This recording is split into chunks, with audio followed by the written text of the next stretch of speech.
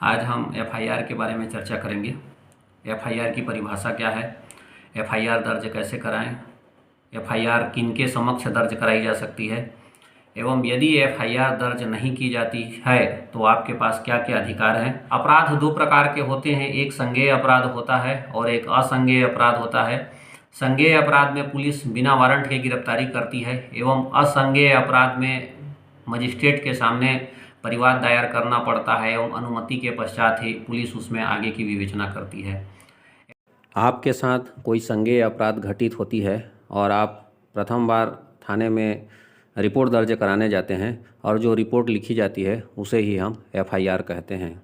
Cyber संबंधित अपराध के लिए आप ऑनलाइन भी एफआईआर करा सकते हैं। महिलाओं के लिए सभी थानों में विशेष रूप से महिला हेल्प डेस्क बनाया गया रहता है, जहां पे आप महिला संबंधित अपराध को खुलकर स्पष्ट रूप से बताकर आप वहां पे अपना एफआईआर दर्ज करा सकते हैं। छत्तीसगढ़ पुलिस के द्वारा अभिव्यक्ति एक्ट लॉन्च किया गया है, जिसमें महिलाएं घर बैठे अपना रिपोर्ट दर्ज करा सकती हैं। थाना प्रभारी अथवा संबंधित बीट प्रभारी की जवाबदारी रहती है कि उस शिकायत का निराकरण तत्काल करें। एफआईआर लिखने की जवाबदारी संबंधित थाना प्रभारी की होती है।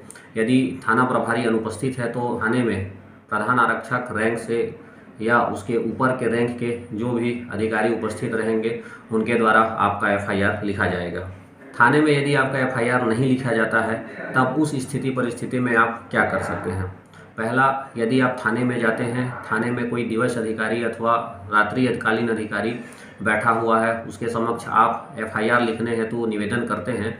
यदि उनके द्वारा एफआईआर लिखने से मना कर दिया जाता है तब आप संबंधित थाने के थाना प्रभारी से मिलकर एफआईआर दर्ज करा सकते हैं।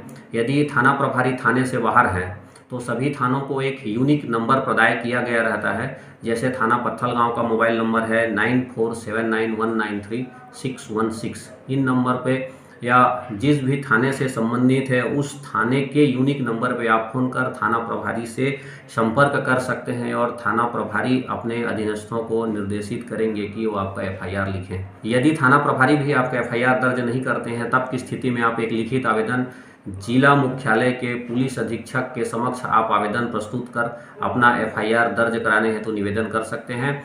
संबंधित पुलिस अधीक्षक अपने अधीनस्थ थाना प्रभारी को निर्देशित करेंगे कि वो आपका एफआईआर दर्ज करें। पुलिस अधीक्षक के समक्ष आवेदन प्रस्तुत करने के पश्चात आपके आवेदन पर एफआईआर दर्ज नहीं की जाती है तब की स्थिति में आप न्यायिक मजिस्ट्रेट के समक्ष आवेदन प्रस्तुत कर सकते हैं।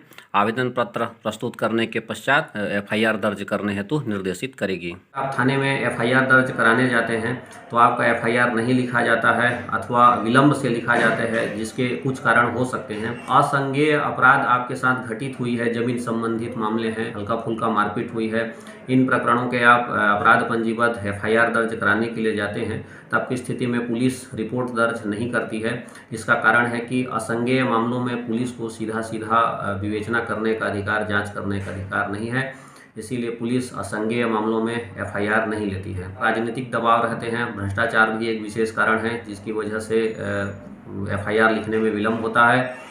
थाना प्रभारी या संबंधित वित्त प्रभारी को यह मालूम होता है कि आपके द्वारा दिया गया एफआईआर झूठा भी हो सकता है या झूठा है, तब की स्थिति में भी आपके आवेदन की तस्दीकी की जाती है, उसकी जिस कारण से एफआईआर लेने में विलम्ब होता है। एफआईआर दर्ज कराने से पूर्व वरिष्ठ अधिकारियों को बताया जाता है कि इस संबंध में एफआईआर दर्ज किया जा रहा है। यदि वरिष्ठ अधिकारियों के द्वारा स्पष्ट अभिमत नहीं दिया जाता तब की स्थिति में भी कई बार एफआईआर दर्ज करने में विलम्ब होता है। इस प्रकार से आज हमने आपको थाने में आप एफआईआर दर्ज कैसे करा सकते हैं, यदि आपकी एफआईआर दर्ज नहीं कराई जाती है तो आपके पास क्या क्या अधिकार हैं एवं एफआईआर संबंधित अन्य कुछ महत्वपूर्ण तथ्य एवं बिंदुओं के बारे में जानकारी दिया गया। जय हिंद।